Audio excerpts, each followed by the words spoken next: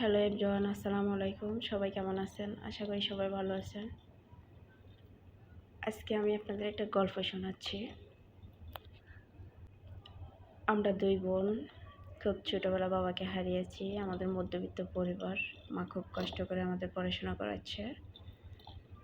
আমি ইন্টারে পড়ছি, আমার ছোটো বোন ক্লাস 8-এ পড়ছে।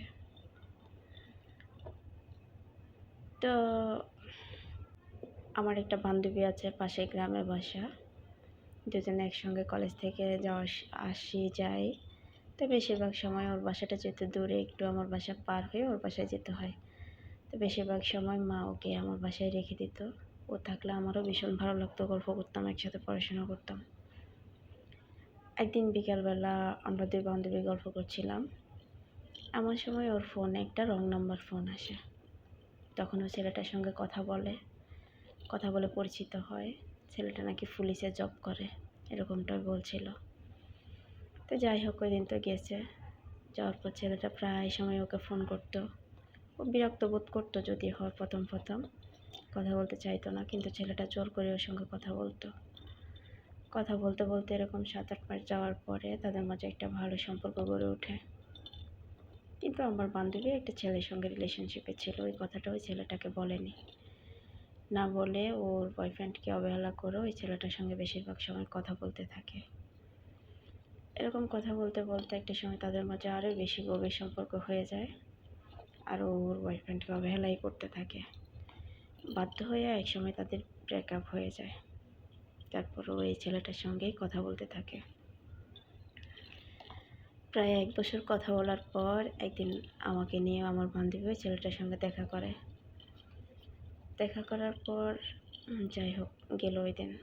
ছেলেটার বাসায় যায়, আমরা আমাদের বাসায় চলে আসি।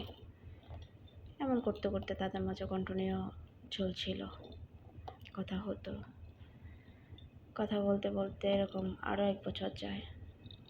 তারপর ছেলেটা ওকে অনেক বেশি জোর করে বিয়ে করবে চাপ দেয়। তারপর ও যেহেতু ছেলেটাকে ভালোবাসে, ও রাজি হয়ে যায়। কিন্তু ও এক মেয়ে, ওর আর কোনো ভাই বোন নেই। ওর বাবা মাকে কী করে ওই কথাগুলো বলবে? তো না বলে যাই হোক কথা বলে, পর লাস্টে রাজি হয়ে যায় ছেলের কথায়। একদিন ওর বাসা থেকে ওর বাবা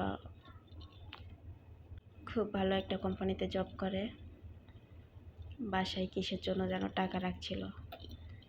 ও ওখান থেকে 1.5 লাখ টাকা নিয়ে পালিয়ে যায় ওই ছেলেটার সঙ্গে। পালিয়ে গিয়ে তারা নাকি বিয়ে করে। কিন্তু পালিয়ে যাওয়ার দিন আমার সাথে ওর এত ভালো সম্পর্ক, কিন্তু আমাকে বলেনি যে ও ছেলেটার সঙ্গে পালিয়ে যাবে। কিন্তু এই সময় আমি বিপদে পড়ে যাই। তারপরে যাই হোক ওরা বিয়ে করে একসঙ্গে থাকে, এরকম শুনছিলাম, কিন্তু জানি না শিওরটা কোথায় আছে, কোনো খোঁজখবর জানা যায় না। পরে জানতে পারি ছেলেটা কী করছে, ওর কাছ থেকে টাকাটা নিয়ে গেছে।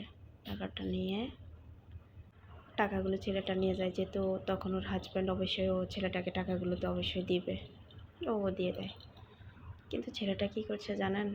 ছেলেটা ওকে বিয়ে করেনি, একটা মানে এমনিতে কাগজ কয়েকজন ফ্রেন্ডকে নিয়ে সে কী করছে, ওখানে একটা সাইন করাই দিছে, দিয়ে বলছে যে বিয়ে করছে, বিয়ে হয়ে গেছে। মানে ফ্রেন্ডরা একজনের হুজুর বানাইছে, এরকম করে বাসায় নাকি কাজে ডেকে বিয়ে করেছে। যাই হোক এমন করে তাদের চলতে থাকে। কিছুদিন চলতে ছেলেটাকে সবসময় নাকি বলতো যে তুমি অফিস যাও না কেন? ছেলেটা কোনো অফিস যায় না, কিন্তু সে চাকরি করে। ঘুরে এসে বলে ওর ডিউটি